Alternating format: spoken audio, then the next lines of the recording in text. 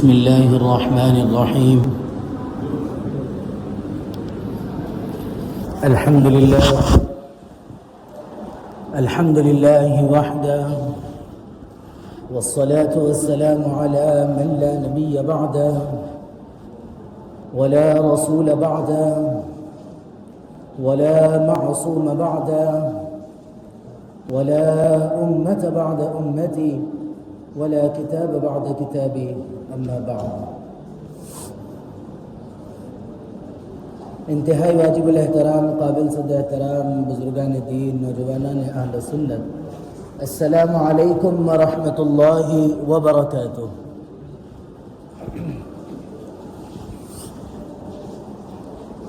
گزشتہ 4 مہینے قبل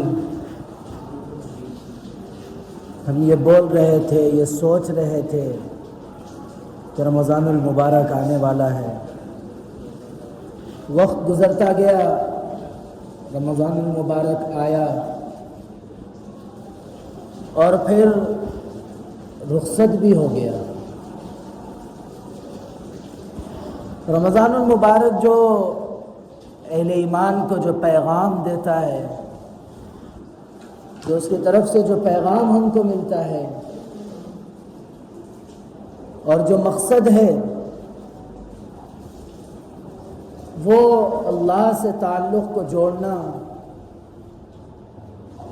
اور اللہ سے اپنے تعلق کو مضبوط کرنا، یہ بنیادی مقصد ہے. اگر اس مقصد کے اندر ہم کسی درجے میں کامیاب ہو گئے تو پھر یہ بہت بہتر ہے. ہمارے لیے جو گزرا وقت ہے وہ ہمارے لیے کامیاب ہے. اگر یہ گزرا وقت ہم کو صحیح طور پر اللہ کے قرب حاصل کرنے کا ذریعہ نہ بن سکا تو پھر ایک مرتبہ ہم کو اپنی زندگی پر نظر ڈالنی پڑے گی کہ ہم نے وہ وقت کیسا گزارا اور اللہ کا قرب کس طرح حاصل ہوتا ہے، جس کو ہم تقویٰ کہتے ہیں. کہ رمضان المبارک کے اندر جو روزے رکھے جاتے ہیں، ان روزوں کے بھی کیا مقاصد ہیں؟ کہ بس اللہ تعالیٰ ایک ہی چیز فرماتے ہیں کہ لعلکم تتقون، تاکہ تم متقی بن جاؤ. اور اگر ہم متقی بننے کا مطلب صرف یہ سمجھتے ہیں کہ ہم تسبیح لے کے گھومنا شروع کر دیے اور ہم صرف اپنے سر پہ ٹوپی رکھ کے گھومنا شروع کر دیے، تو یہ متقی بننے کے لیے کافی ہے؟ نہیں.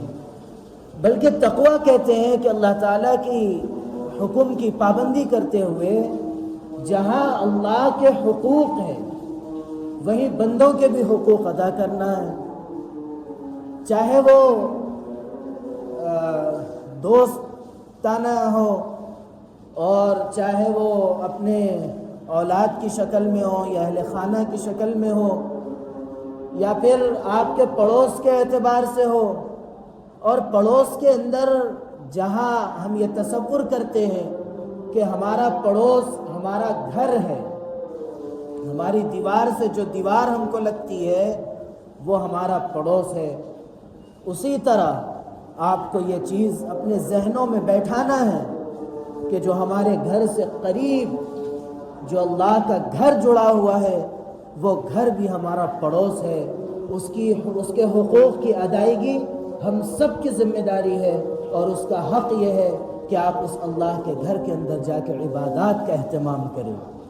اگر اللہ کے گھر کے اندر ہم جا کر عبادات کے اہتمام سے ہم نے پہلو تہی کی، ہم پیچھے ہٹے، تو پھر یاد رکھیے کہ ہم نے اللہ کے گھر کے حق کو ادا کرنے میں کمی رکھی جو اللہ کی ناراضگی کا سبب بن سکتا ہے. اور پھر اللہ کے گھر کے حقوق بھی اللہ نے کچھ رکھے ہیں. جہاں آپ کو فرائض کا اہتمام کرنا ہے، جہاں آپ کو اگر ممکن ہو سکے تو نوافل کا بھی اہتمام کرنا ہے. دعا کے ذریعے، اللہ کے سامنے گریہ وزاری کے ذریعے، اللہ کے سامنے اپنی حاجتوں کو امت کے لیے مانگنے کے ذریعے مسجد کو آباد کرنا ہے.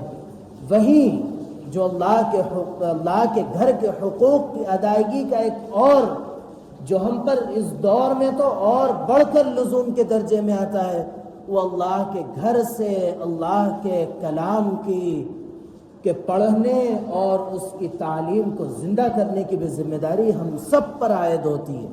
یہ اللہ کے گھر کے حقوق میں سے ہے کہ ہم میں سے جو ہمارے یہاں ہمارے ساتھ رہنے والے جو ہمارے چھوٹے ہیں، چاہے وہ ہماری اولاد کی شکل میں ہو یا کوئی ایسی رشتہ داری ہو یا پھر دوست یا ہمارے سے چھوٹا کوئی ایسا ہو جو ہم سے تعلق رکھتا ہو، محبت رکھتا ہو، اور پھر اتنا ہی نہیں بلکہ اگر ہم کسی کو سمجھا سکتے ہیں تو ہم ان تمام لوگوں پر یہ ذمہ داری عائد ہوتی ہے کہ ہم اللہ کے گھر کا حق اس طرح ادا کریں کہ ہم اپنے ان بچوں کو اللہ کے گھر سے جوڑ کر اللہ کے کلام پڑھنے کا موقع ان کو دیں۔ اگر ہم نے اللہ کے گھر میں اللہ کے کلام کو پڑھوانے سے اگر ہم پیچھے ہٹ رہے ہیں، اگر ہم اس حق کو ادا کرنے میں صحیح طور پر چاق و چوبند اور چست نظر نہیں آتے ہیں، تو پھر یہ یاد رکھیے کہ ہم اپنے اس عمل کے ذریعے ہم یہ ظاہر کرتے ہیں کہ اللہ کے اس گھر سے ہمارا گہرا تعلق باقی نہیں رہا۔ اور ایک بات یہ یاد رکھیے، میں نے بہت سی مرتبہ آپ کے سامنے تذکرہ کیا ہے، یہ جو گزرتا وقت ہے، خاص طور سے یہ جو بچے ابھی تعلیمی مراحل میں 7th کلاس کے نیچے کے جو بچے ہیں، خاص طور سے ان بچوں کا مستقبل بہت تاریک ہے۔ کس اعتبار سے؟ ان کی دینداریوں کے اعتبار سے۔ اس کی وجہ یہ ہے کہ اس کے اندر قصور جہاں اسکول والوں کا ہے، جہاں انہوں نے نظام تعلیم میں اسلامی ماحول اور اسلامی ذہنیت بنانے میں ناکام رہے، اس سے بڑھ کر جو قصور ہے وہ قصور ان ماں باپ کا ہے جن کے زیر پرورش یہ بچے پل رہے ہیں۔ کیا ان پر حق تھا؟ ان پر حق تو اولاد پر یہ تھا کہ جب ان کی زبان بول پڑ رہی تھی، جب ان کی زبان بات کرنے کے لائق ہوئی تھی، اس وقت سب سے پہلے وہ اللہ کا نام سکھاتے، جبکہ صورتحال یہ ہے کہ انہوں نے سب سے پہلے جو الفاظ ان اولاد کو سکھائے وہ کتا بلی سکھائے۔ یہ افسوس ہے۔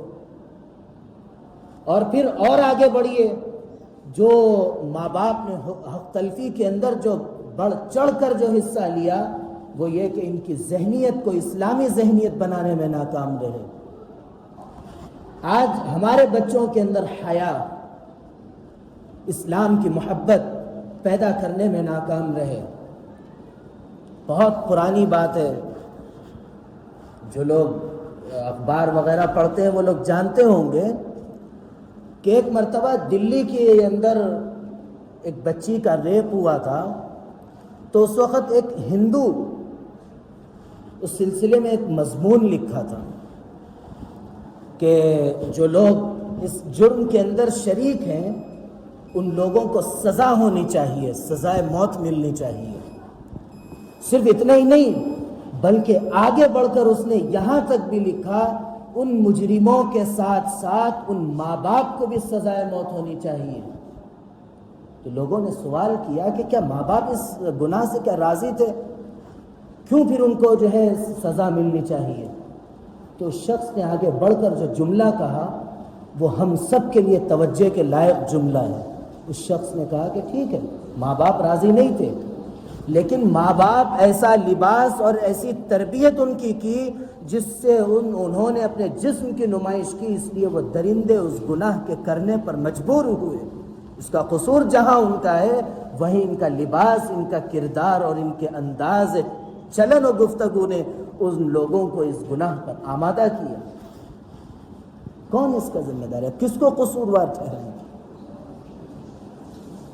یہ تربیت سے جو پہلو تہی کر رہے ہیں یہ گناہ وجود میں آ رہے ہیں۔ آج اگر صحیح بات کہی جائے تو انسان کے دل کے اندر جانور کی محبت تو ہے، لیکن انسان کی انسان سے کوئی محبت نہیں ہے۔ خود اولاد سے محبت نہیں ہے، اولاد کو ماں باپ سے کوئی محبت نہیں ہے۔ یہ نفسا نفسی کا عالم کیوں پیدا ہو رہا ہے؟ گھروں کا یہ ماحول کیوں بدل رہا ہے؟ آپسی نفرتیں اور دوریاں اس وقت پیدا ہوتی ہے جب ہم ایک دوسرے کے حق کے ادا کرنے میں پیچھے ہٹ جاتے ہیں۔ مثال کے طور پر میرے ذمہ میں آپ کے ایک 10,000 روپے باقی ہے، میری ذمہ داری ہے کہ ادا کرنا۔ اب میں اس میں ٹال مٹول کر رہا ہوں، میں اس کو ادا کرنے میں جو ہے پس و پیش ہو رہا ہوں، تو اب آپ کے دل میں میرے بارے میں کیا خیالات پنپنے لگیں گے؟ دیکھو انہیں دے رہا نہیں ہے، کیسا پھرا رہا، دیکھو ایسا کیا ویسا کیا۔ کیوں؟ میرے اوپر حق تھا کہ میں آپ کو آپ کا پیسہ لوٹا دوں، لیکن میں اپنے حق کو ادا نہیں کرا، جس کی وجہ سے آپ کے دل میں جو میری محبت تھی وہ گھٹتی چلی گئی۔ اسی طرح اولاد کے سلسلے میں جب آپ اولاد کے حق ادا کرنے میں پیچھے ہٹتے ہیں تو پھر آپ یاد رکھیے کہ اولاد کی محبت، اولاد کے دل میں آپ کی محبت گھٹتی چلی جائے گی۔ اس لیے اپنے اوپر یہ ذمہ داری عائد کرے، اپنے اوپر یہ لازم کرے کہ ہم اپنی اولاد کو دیگر جو کچھ کرنا ہے اس سے پہلے ہم اس کی زبان پر اللہ کا نام جاری کروائیں گے۔ جناب نبی کریم علیہ السلام کی سچی محبت اس کے دل میں پیدا کریں گے، اور اس کو جو اس پر ہم سب پر حق ہے اپنے ان چھوٹے بچوں کا کہ ہم جو ہے اس کو قرآن سکھائے، اللہ کا نام سکھائے، ہم سب آگے بڑھ چڑھ کر حصہ لیں۔ جیسا کہ شروع میں یہ بات آئی تھی کہ ہم پر کچھ ذمہ داریاں آتی ہے کہ اپنے پڑوس ہونے کے اعتبار سے، اسی طرح جب ہمارے اس محلے کے اندر یہ مسجد ہے تو اس مسجد کے بحیثیت ہم اس مسجد کے پڑوس ہونے کے، ہم پر یہ حق جہاں نماز کی پابندی سے ادا کرنے کا ہے، پہلی صف کی کوشش کرنے کا ہے، اور جہاں اس کے نظام کو بہتر بنانے اور ساتھ دینے کی ذمہ داری ہم سب پر عائد ہوتی ہے، اس سے بڑھ کر جو ذمہ داری عائد ہوتی ہے وہ یہ ہے کہ ہم اپنے گھر کے ان چھوٹے چھوٹے معصوم بچوں کو اس اللہ کے گھر سے جوڑ کر ان کو اللہ کا نام سکھائے۔ یہ سب کی ذمہ داری ہے، جتنے لوگ یہاں بیٹھے ہیں یا یہاں رہتے ہیں سب پر یہ ذمہ داری عائد ہوتی ہے۔ یہ ہمارے خیالات، بچہ جا کے ایسا ہو جا رہا، بچہ جا کے ویسا ہو جا رہا، ارے یہ سوچنے والوں یہ سنو، تم یہاں آ کے یہ سوچ رہے، یہ کیوں نہیں سوچ رہے کہ تمہارا بچہ اس ماحول میں جا کے، اسکول کے ماحول میں جا کے، انہیں تو دین سے بیزار پیدا ہو رہا، تم کو یہاں کیوں خیال نہیں آ رہا؟ کیوں خیال نہیں آ رہا؟ اس کا مطلب یہ ہے کہ تم کو جو ہے آخرت سے کوئی پرواہ نہیں ہے۔ آخرت کیا چیز ہے دیکھیں گے جب کا جب یہ ایسی ذہنیت ظاہر کرنے کے یہ اعمال ہے جو ہمارے سے ظاہر ہو رہے ہیں۔ اور ایک بات، قرآن ہم تک جو پہنچا وہ سینہ بسینہ پہنچا۔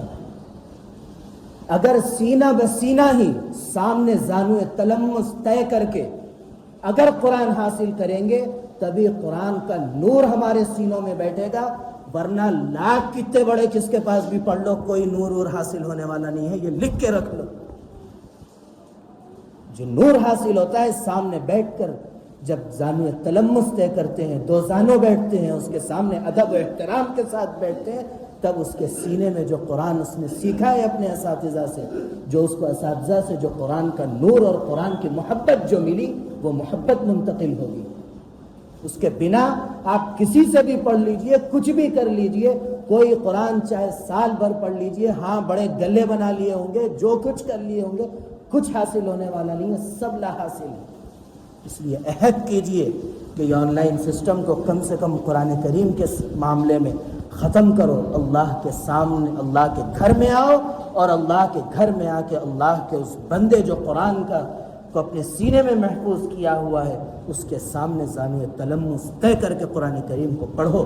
یہ ہم سب کی ذمہ داری ہے، اور اگر یہ میں کہوں کہ ہر شخص پر یہ فرض ہے تو بالکل ایک لمحے کے لیے بھی یہ غلط نہیں ہے۔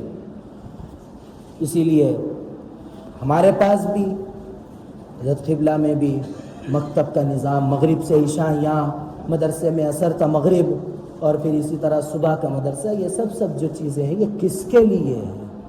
تاکہ یہ ہمارے جو نونہال بچے ہیں یہ اللہ کے کلام سے جڑ جائے، اللہ سے ان کا تعلق مضبوط ہو جائے۔ اسی کے لیے سب کوششیں ہیں۔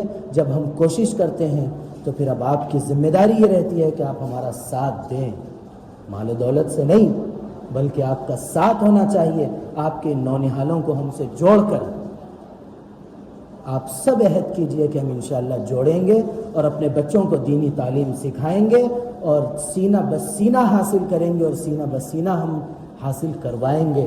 اللہ رب العزت میرے کہنے اور آپ کے سننے کو قبول فرمائے۔ اللہ رب العزت ہم سب کو قرآن کریم سے سچی محبت نصیب فرمائے۔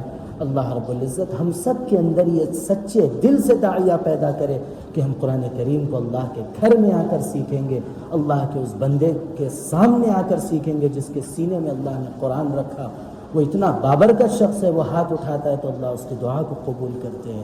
ارے ایک شرابی اور کبابی جب اللہ کی بارگاہ میں آ کے دعا کرتا ہے تو اللہ اس کی دعا کو قبول کرتے، جس کے سینے میں اللہ کا کلام ہے کہ اللہ اس کی دعا کو قبول نہیں کریں گے؟ اس لیے آئے، پڑھیں، دعائیں لے اور اپنی زندگی کو سنوارے۔ اخروی اعتبار سے اللہ رب العزت میرے کہنے اور آپ کے سننے کو قبول فرمائے۔ اللہ رب العزت کہنے، سننے، لکھنے، پڑھنے سے زیادہ عمل کی توفیق عطا فرمائے، عمل کی باتوں پر عمل کرنے، بچنے کی باتوں سے بچنے اور عقیدے کی باتوں پر عقیدہ رکھنے کی توفیق عطا فرمائے۔ آمین۔ وآخر دعوانا ان الحمد للہ رب العالمین۔